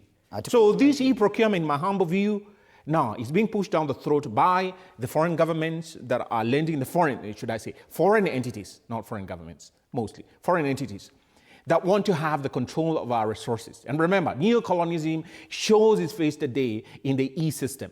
Okay. Article 219 on revenue allocation, a county's share of revenue raised by the national government shall be transferred to the county without undue delay. And without deduction, except when the transfer has been stopped under Article 225, which is something else. But the fact that we are seeing that failure by some counties to adopt this new procurement system could lead to delays in disbursement of their equitable share. That in itself is a violation of this constitution. Do you think the president and the executive in this matter is overreaching itself? A good idea is always, it has always been given time to implement. E-procurement could be very good, but there was no, first of all, preparation, and after preparation, there was no grace period that was given to counties. And again, when you change policies, there must be public participation. E-procurement, when the president and Minister for Finance comes out and shows the public that they have to use it, otherwise ship out. You are forcing things on people without following due process. And the process is public participation. Let me tell you something. On 20th, I don't know whether Mheshimiwa was present in that parliament, there was discussion whose chair is Chepkonga, and they were discussing this system. And they, upon looking at it critically, they said it should be sent back to the center, back to the Minister of Finance. Why? I quote him saying, a mama mboga in Mandera, a mama mboga in Kerio Valley, and other parts of this country, where they have been supplying government institutions such as schools, such as offices of Interior, Ministry of Interior, where we have ACC, they've been supplying them with, for example, cabbages or milk or something, that they have to suspend their livelihoods until that place as a signal. Remember, when you talk of electronic government procurement system, do not forget that electronic is not complete without signal. Signal meaning internet. And there are parts of this country that we don't have internet. So you are telling the few Kenyans, if they're not the majority then, that the few Kenyans have to suspend their livelihoods until somebody somewhere says that it's now time for you to leave. That they want to dictate when we should leave and when we shouldn't leave, how we should live and how we shouldn't live. Because a person in Mandera somewhere, a mama boga who has been walking to school, get an LPO, goes to the local market, purchases cabbages, potatoes, and supplies that school, has ensured that there is continuity in that school. So when she doesn't supply, the students don't have supplies, and herself, she doesn't have income. In fact, what we have lost in this country in 1 month, since this was announced, we've lost a full month of business. That tells there's no money in the economy. Then what does that mean? People are not happy. They cannot pay school fees for their children. They cannot meet their basic rations in their lives. Then you had the committee led by Chepkonga. Now you have a report by the governors. You won't tell me all the governors plus the National Assembly Committee on these issues, all of them, they are wrong, 2 people are right. I mean, it's good to reason one with the another, and this system, as good as it is, and the aspect of for foreign entities, I don't even know why we use foreign entities. We are known all over the world as the people who came with M-Pesa. No other person or any country or entity has ever come with such a bright idea, an idea that you can control, an idea that has checks and balances. Why don't you use the same brains, come up with a system that controls procurement in this Kenya, in this country of ours, other than importing skills that we already have? 2, why don't we then roll it out in phases? In this manner, as good as it could be then, why don't we look for less critical departments in this country? We roll it out where delays of months does not affect the most needed services. Why don't we roll it out in phases, and then we check how effective it is?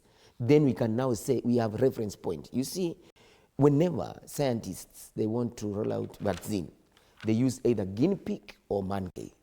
Because when you lose a guinea pig or a monkey, is a bearable loss than losing human beings. Okay. They don't just throw it to human beings before checking. Now this one has been thrown out. That's why you see a committee in the National Assembly, the Council of Governors, they have come out saying it's not good. It should have been started with just less important dockets and see how effective it is in terms of controlling corruption, in terms of issuing or procuring goods and services, and making sure there is fairness. And fairness does not mean that it's only to people who can access internet. And probably the president based his approach on Article 190 of the Constitution on the relationships between governments, because it says county governments shall operate financial management systems that comply with any requirement prescribed by national legislation. So there seems to be a level at which probably when it comes to financial management, the proposal will come from top, the national government down. But yes, there's an issue of legislation there, and this matter, as Bwana Mutuku rightly said. May I say that just briefly before Mheshimiwa speaks? Yes. The national legislation envisages the Public Finance Management Act and the Public Finance Management Regulations. And the Honorable Senator was saying, look, have you had a look at Section 77 of the PFMA?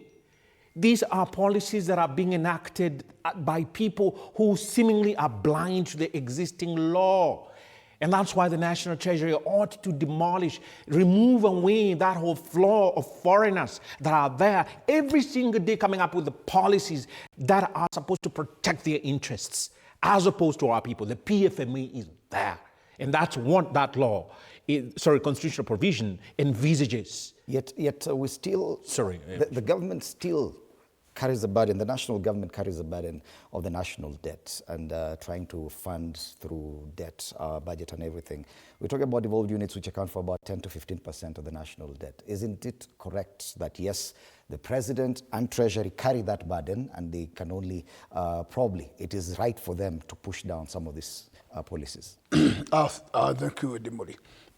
One, let's agree that in fact in most of the devolved units, the National Assembly has been left with the element of policy making.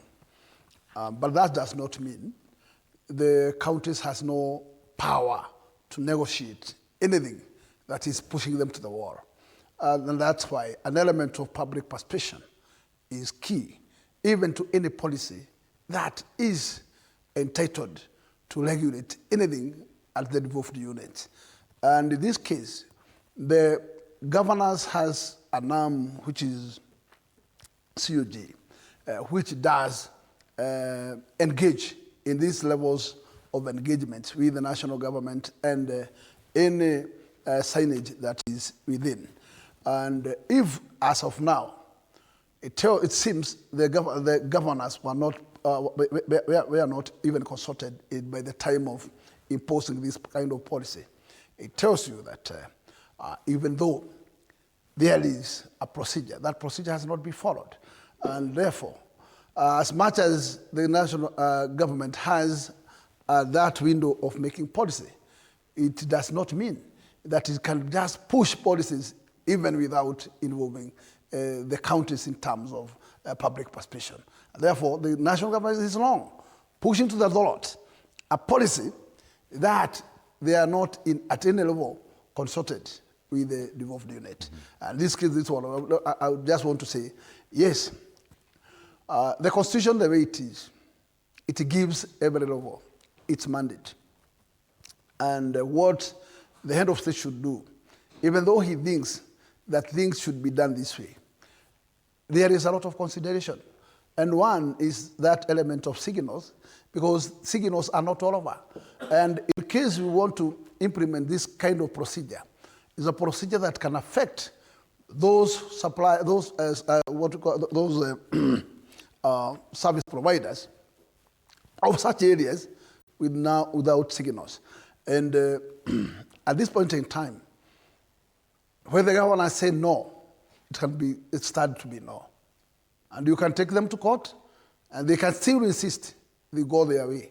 And there's nowhere you can take them, because those are independent units. And I don't think that, in fact, things should be forced to them. And that's why there is an element of negotiating. So they should sit and agree. And where the counties feels this will pin them down, they should be heard. Wakili, what do we say about the kind of tone that the President and the CS Treasury are using on this matter, that there's no going back on this has to happen? Is that a violation of the provisions of this Constitution, that even the kind of tone they're using at county governments? Absolutely. I agree with you. Fred, this is condescending. It is totally unacceptable. You're supposed to be sitting on the table. What is the vision of this country that this president has? If you remember, when there were the demonstrations, the 2024 finance bill provoked the Gen Z demonstration, you saw the president going out there like a rained-on chicken, very humble, coming out and saying that, oh, you know what, all the concerns that you have raised, and he went online, and he had an exchange with them, I'm going to factor them in. And in fact, this bloated government, cabinet, bloated executive, I'm going to trim it down. And what does he do eventually, once he entrenches himself, once what we have heard happened in Uganda? We have the complete letdown of the Kenyan people. Everyone who wanted or who voted in the previous election for Raila Odinga to be president, they were totally let down. They can now today say, hey, wait a minute. I did not vote for you so that you can be having Ruto, your opposite on the other end during the ballot, to be your co-president or to be with them. Likewise, they who voted for Ruto to be the president, they feel shortchanged. So we have a mongrel sort of a government. And having that mongrel of a government requires, in my humble view, tactics to sustain its, sort of continuity. And that's why we have this sort of a headline appearing that Raila fights to rescue Sakaja, and he's this is an elected person under the UDA ticket. And you find an ODM leader saying that a UDA person, because of the memorandum of understanding, without the voters' contribution, outside the Constitution, is what we are going to be having. So what are we saying? Ruto has come up with this dictatorial sort of attitude that he's going to impose his policies. And remember, the Constitution states clearly that if you will have any policy, it must be backed by the people. You must have public participation. What is the end game he has? He has to sell the people. He has to sell to the county government. This is the end game that we have in this e-procurement. Before we get right here, we have to transist. And to transist, we need to have these sort of changes. Like, you have heard from Honorable Gakuya saying, when there's a downtime in these communication systems, Safaricom is not all over. Airtel is not all over. Telcom is not all over. So we have a procuring agent or a person who's procuring, but they don't have that access to the e-platform.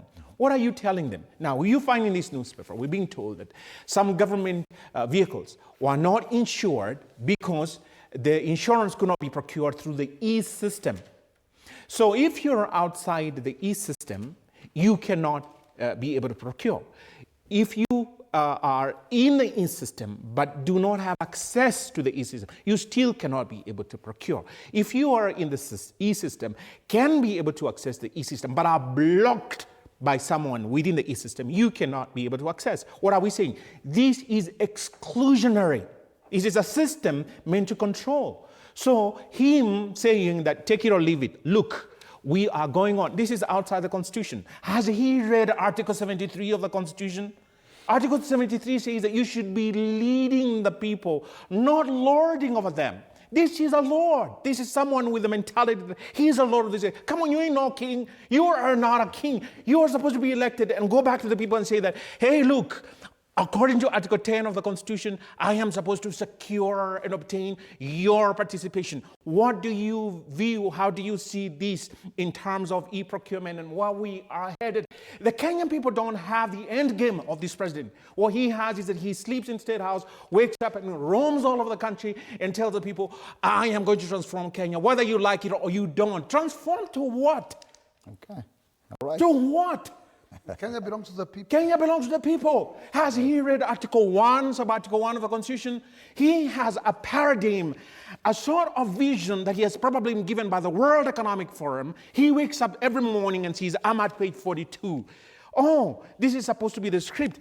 And I am going to do it whether you like or you don't. And we don't know where you're taking the country. And there's a gut feeling in the Kenyan people who are telling him that, hey, look, according to what you are showing us, you are one term. And we don't want you to take us through the second term. And he takes offense. He shouldn't take offense because he should align his policies with the Constitution, with the aspirations of the Kenyan people. What does the Constitution say? It's supposed to be the instrument that's supposed to be governing us. So the president is condescending, totally uncaring, and far removed from the vision of the Kenyan people. We don't share his vision. Governors have defied the route on e-procurement. They said this has to be taken through a bit more time before they're comfortable with it. Now what happens next, we'll have to wait and see. Let's take another break. When we come back, we move to the fight against corruption.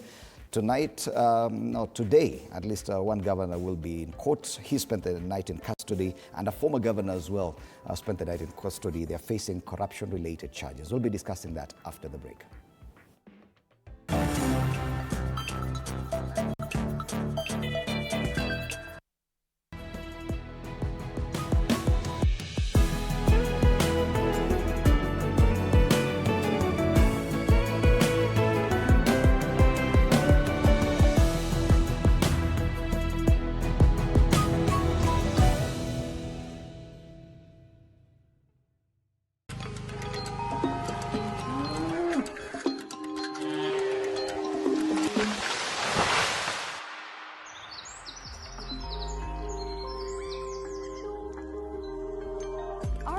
Is changing every day, and so should we, for the better. Each week, we tackle the big why, the question that should be on everyone's minds. Why isn't this fixed yet?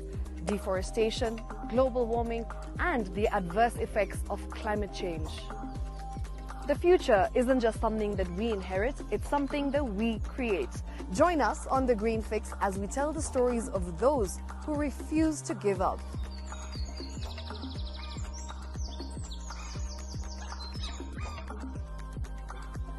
When it comes to fixing the planet, there is no time to waste. Join me, Shiksha Arora, on Thursdays at 9 p.m. on The Green Fix as we look into the big why, you and I.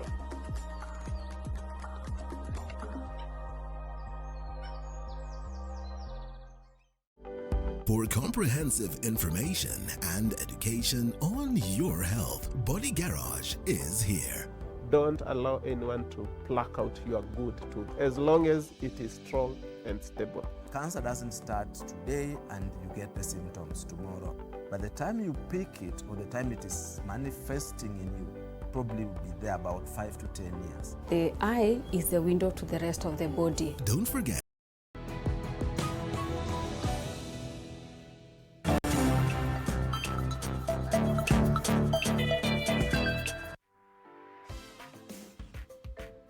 Welcome back. You're still watching Morning Cafe on TV 47 with me, Freddie Dimuli. We now want to move to the final part of this show, and we want to talk about matters corruption. Yesterday, the Health Cabinet Secretary, Aden Duale, presented over 1,000 files to the DCI. This is linked to the SHA scandal.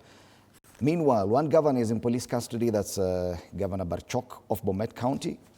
He'll be arraigned today to face charges related to corruption as well. Governor Wangamati, the former governor of Bungoma County, also spent the night in custody. He's also expected in court this morning. Now, these are positive moves, and maybe many Kenyans have been calling upon this, but according to the Standard, it says, especially on that issue of the CS for Health, that this was simply putting up a show. Duale and DCI smiled for cameras in graft war, that he tried to wash his hands off the SHA scandal theatrically, dumping files on the DCI before the press, but then refused to take questions because of the now tired and age-old excuse that answers might jeopardize investigations. And the question is, we're seeing all this. We've seen it before. Governors showing up to EACC, getting arrested, spending 2 nights in custody, presented to court, and those cases rarely go anywhere. And the kind of concern people have expressed is that even with SHA and all these cases, there have been so many threats that people will be arrested, that the money will be refunded and all these things. And does this show for the cameras give you any confidence, Bwana Mutoko, that this is a genuine fight against corruption? Let me at least be optimistic for now that the sitting governor and the former governor, that the due process will be followed, that there will be no interferences from a big man from somewhere that would wish that their matters are thrown as others. Because I saw yesterday that some former governor, the charges want to be muted to something else, that there'll be discussion out of court and you pay and you get scot-free. And these of the former and the current governor, that they spent their nights yesterday in cells, is a good show. Let me be optimistic that is going to yield results and is going to set the precedence of having governors or whoever that is involved in any corruption, that they'll face the full force of the law. Now we're coming to the issue of Duale handing over 1,100 they are saying 1,188 files. Where were those files before we started making noise? And who counted those files? And why give files and you are the one who is supposed to be responsible? A CS is responsible for what happens in that docket. So what we should have seen is hands over the files and honorably resigns, and not the issue of stepping aside. We are tired of this statement of stepping aside. We have now interacted with lawyers and people who know to understand that stepping aside does not mean resigning. And this matter, it cannot be successfully investigated as long as he remains in the office. So we do not, I want to agree with the standard. These camera shows, these photos for cameras and, showing the public that we are doing something when in real sense, we are not doing something. I would wish that the CS resigns and we have proper investigations and then we get the results within shortest time possible. And I think in future, now that we have a member of the National Assembly here, we should also have timelines. We shouldn't be having matters of this nature, that they are thrown out there to DCI, ESCC, and there is no specific time for citizens to get a report on these investigations. Investigations of this nature, because the country is bleeding. Where there are corruption of this magnitude, we are losing a lot of money. And when you lose a lot of money, so many livelihoods are affected. And remember, we are talking about Minister of Health. Basic right of human beings are being abused. That when you go to hospital, you cannot get medication because somebody somewhere never procured. And where was it not procured? Because there is no money. Which money has gone to a selected few. Okay. We have a facility somewhere in this country that just exists in air, but in practice there is nothing. And you hear some money was channeled. When the process of channeling money to a facility that does not exist, they receive millions of money, and then when it has been discovered, then you come out clean and smart. No, that's not good. But Agakuya, and we've had these calls for the CS to step down or to even resign or be fired by his boss, coming from your colleagues in Parliament. Quite a number of members of Parliament have said that he should. But members of Parliament, we know that you have the power to even impeach a cabinet secretary. How come we're not seeing that approach? Because we saw it with Mithika Linturi over the fertilizer scandal. It was not successful, but at least there was a move by the National Assembly to try and remove him from office, now that his boss was a bit reluctant to do so. In this instance, clearly the boss is reluctant to fire his minister. Thank you, Idimuli.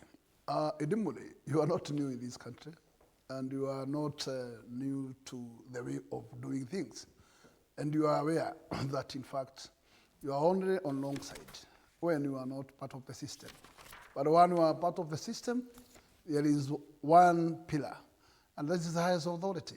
And if the highest authority does not want you fired, he will make sure that every protection is going to be added to make sure that he protects his team. I want to agree with you that the House has powers to impeach.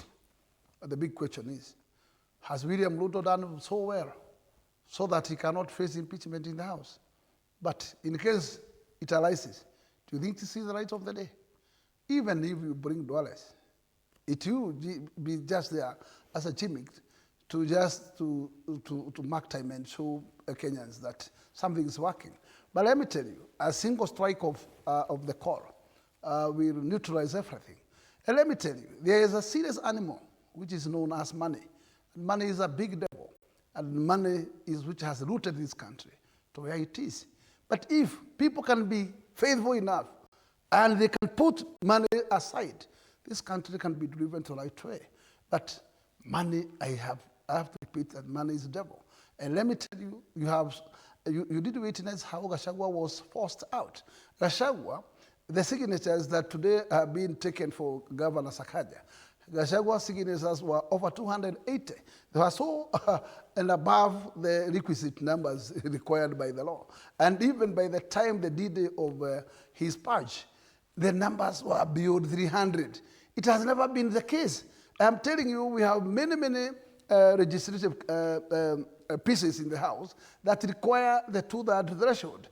It takes a year to find a two-thirds.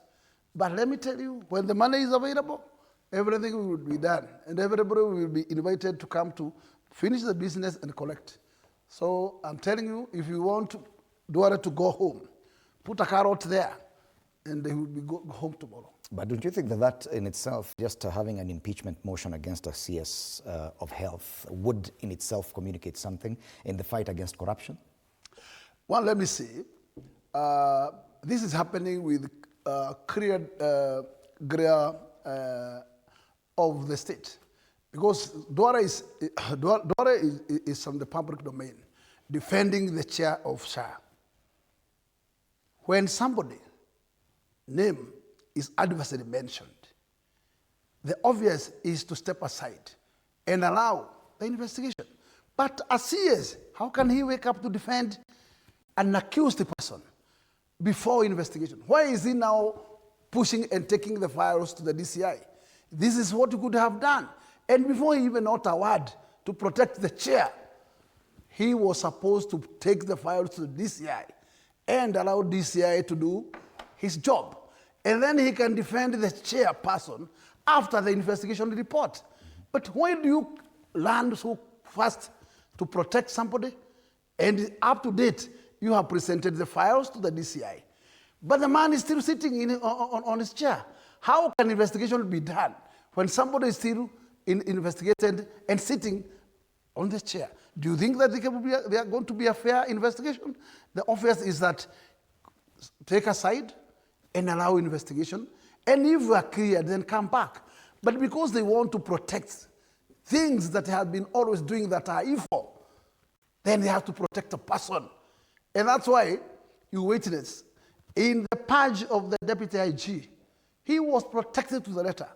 And actually, as much as his name was adversely mentioned, he still found himself back to the office. This means the state has to use all its muscle to make sure that it defends whoever they want to defend.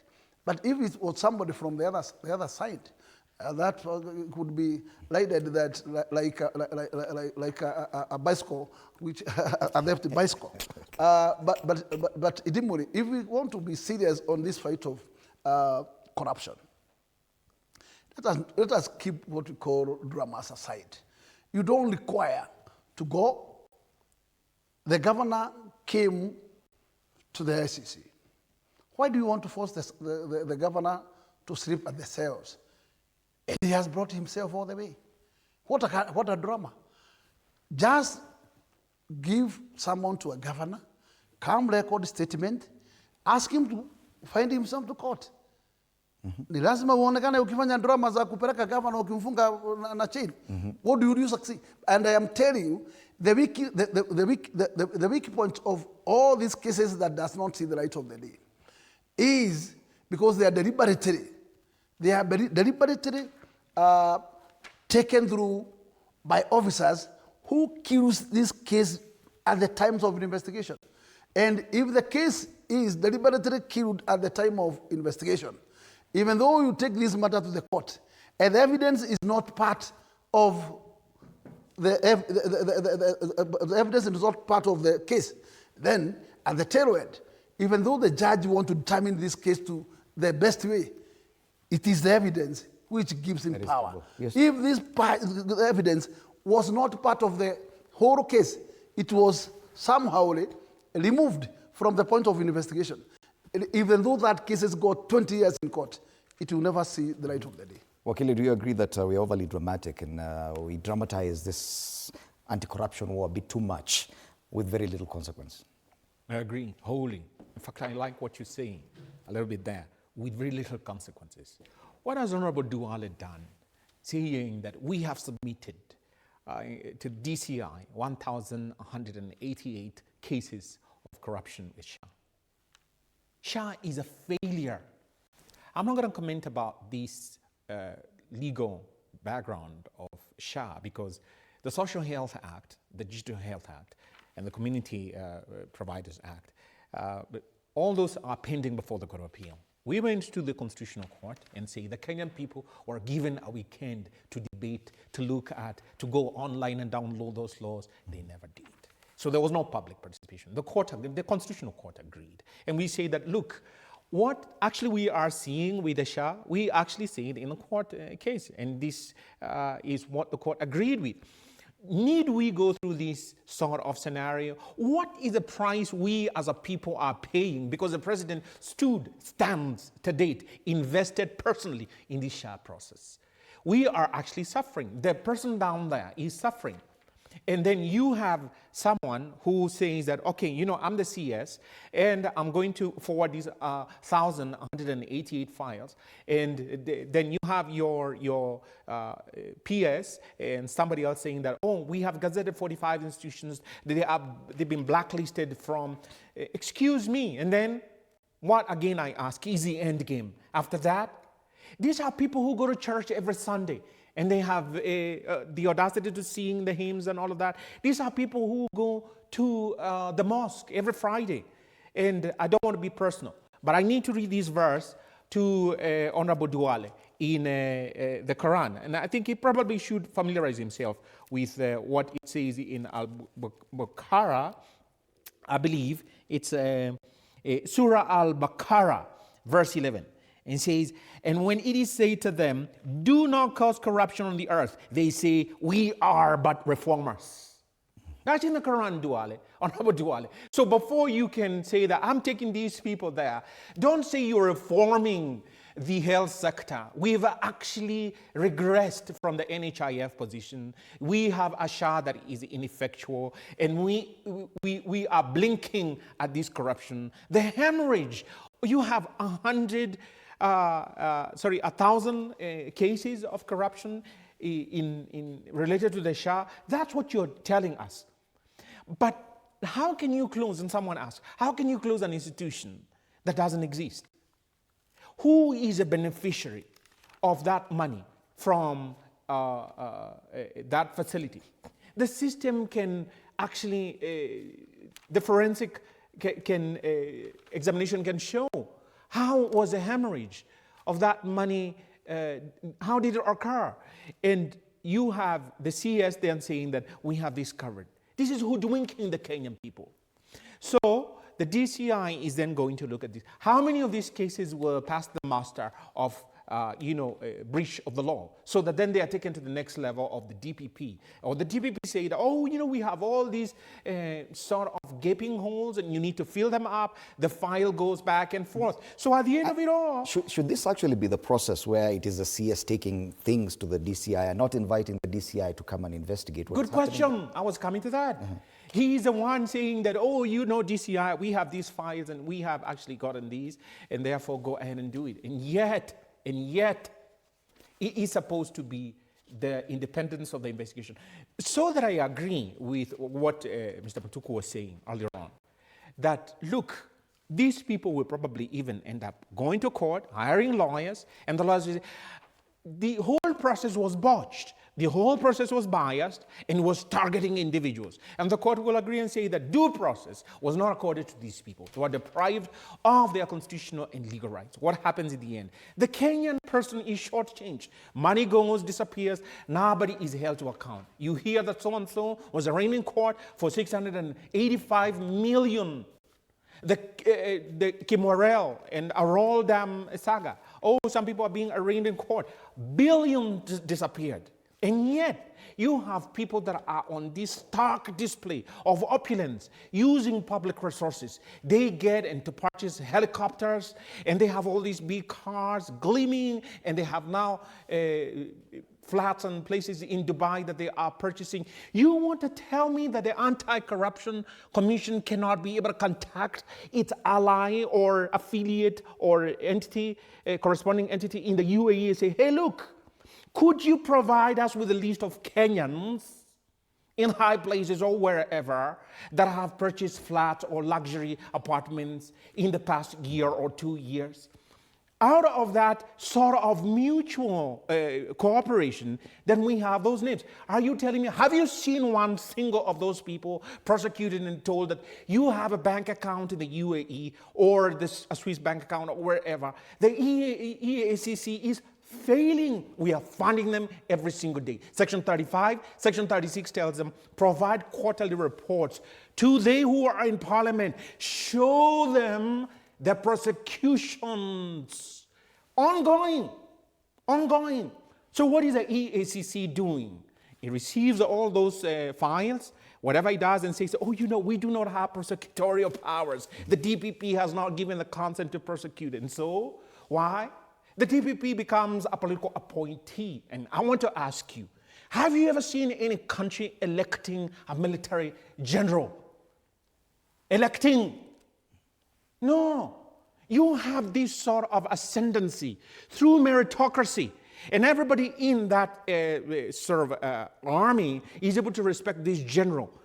But today, what do we have? Someone who is handpicked from the religious community and the other in the religious to head the EACC. Excuse me, you cannot legislate morals. We have greed that has just seeped all over, including those very churches. Now, you want to tell me, how are we going to find the EACC that is going to deliver to the Kenyan people? And yet, under Article 79 of the Constitution, the EACC is the sole body that is mandated to prosecute, investigate, and follow up everything matters.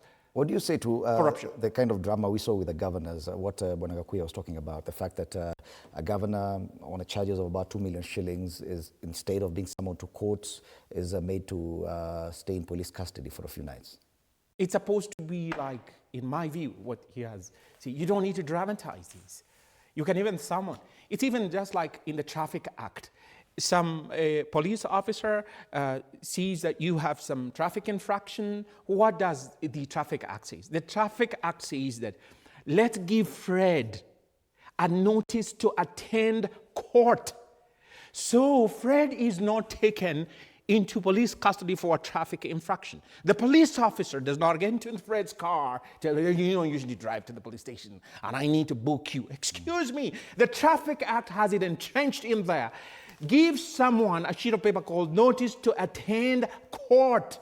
And then also you issue summons. Let this person now, look, I have every reason to believe that you are involved in such and such a crime. And therefore, I have done the investigations. You come and do your statement. And then once he does or she does their statement under inquiry with the police, and then he's told, okay, look, tomorrow you show up in Milimani or whichever court that you're supposed to show up.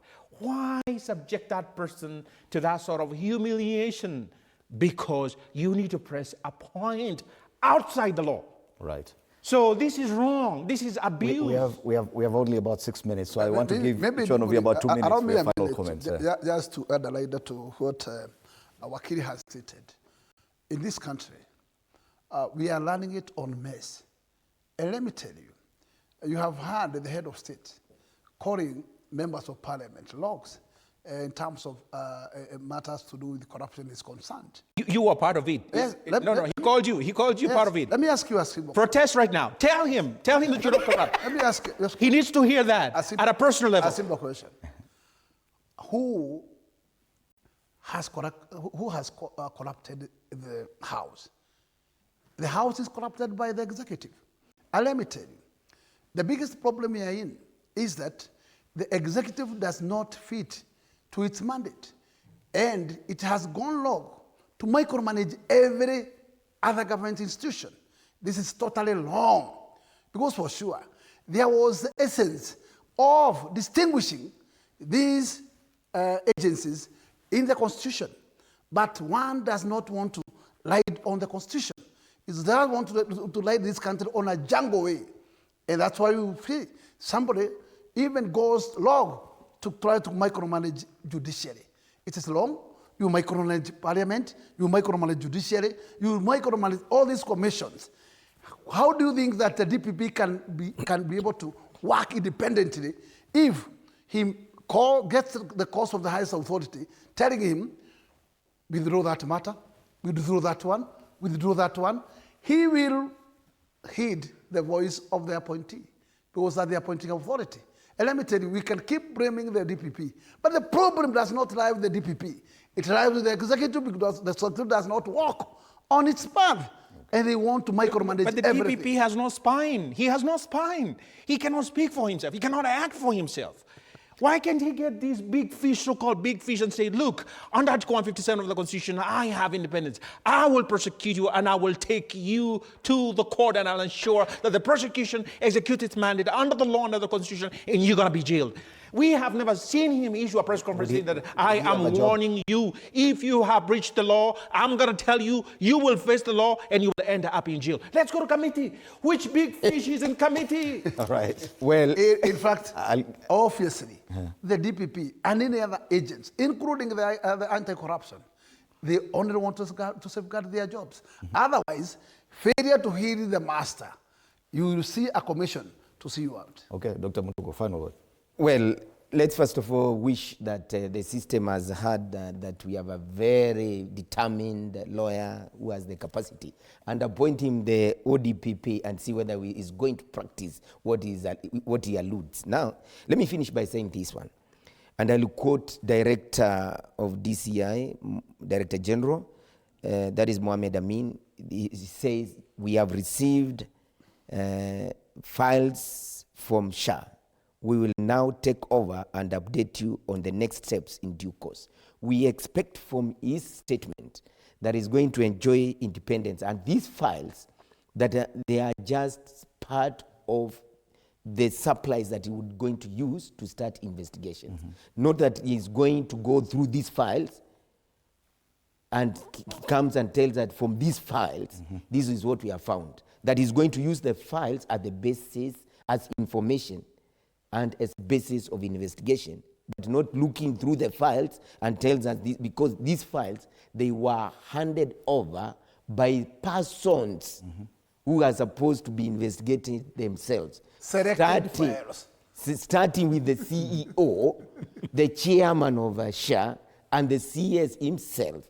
These files, we do not know how good the files are, or the files are a way of stopping DCI from carrying out free and fair investigation. So these files should not be taken as serious just because they are 1,001. We could maybe needed only one file to crack through this problem, but this one we are not going to be hoodwinked by the fact that it's 1,001. These are not necessary files. This could be just papers. So DCI, we expect them to do independent investigation. Well, they may pick something from these files, but they should not come and tell us, from these files, this is what we found. We want from these allegations, we followed the allegations, we unearthed this one, and this is what we have found. And not, these files, remember, the people or the persons who gave these files, they are themselves supposed to be the prime suspects. All right. Actually, Idimodi, we learned that, in fact, monies from SHA has been dispatched to non-existing facilities. Could we also fight this virus amongst the 1,011? And let me tell you, it's a mockery to find a CS taking the virus himself. He must be hiding something. He's blocking an investigation. And that's why he took the files. That's not his business at all. That's a business of the DCI. Even the DCI up to this time. Why was he asleep? We have not seen him being vigorously strong driving to investigate this matter. We could have found his officers at the NHIF office. We have not seen this. They have given the ministry all time to hide what information that we want to hide, and therefore give us what they think is what cannot be able to touch them. I am telling you, we know the kind of cycles that we work there. And what we're saying that we have the Committee for Health, Public Health. I will ask the chair to start investigations himself and his committee, and should not wait the DCI to give us anything correct. Right. So that, in fact, anything that is hidden, we can be able to unearth it through the committee. All right. Wakili, any parting shots, or are you okay? Kenya is bleeding. Kenya is bleeding. You can see it seeping all over with the pain of the Kenyan people. And the Kenyan people are asking, which institution do we run to? If the DCI now is in the pocket, in the hand, the control of the CS health, if the EACC can, all that they can do is just say that, okay, fine, Mr. DPP, then go ahead and do what you have to do. And the DPP then says, okay, I haven't got sufficient evidence to prosecute. Who do we have hope in? If the foundations be destroyed, what can the righteous do? The Kenyan people are begging, please don't fleece us. Do what you're supposed to do in law. We need a complete, total overhaul of all these institutions and everybody who is supposed to be doing their job, but they're not doing it. Thank you so much, Wakili. CS or sleuth? That's a question that the Standard is asking on page 2. Duale hands sharp fraud files to DCI amid uproar, and they're asking, is he the investigator?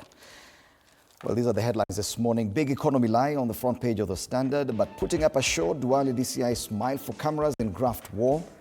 Raila fights to rescue Sakaja. That's the story on the front page of the Daily Nation.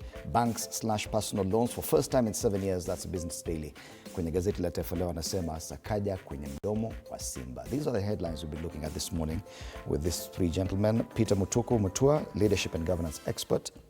James Gakuya, MP Embakasi North, and Wakili Harrison Kinyanjuis. Thank you so much, gentlemen, for your time at TV47 this morning and for your very well-considered opinions on the issues we've been discussing. Well, that has been State of the Nation. My name is Fred Indemuli. Good morning.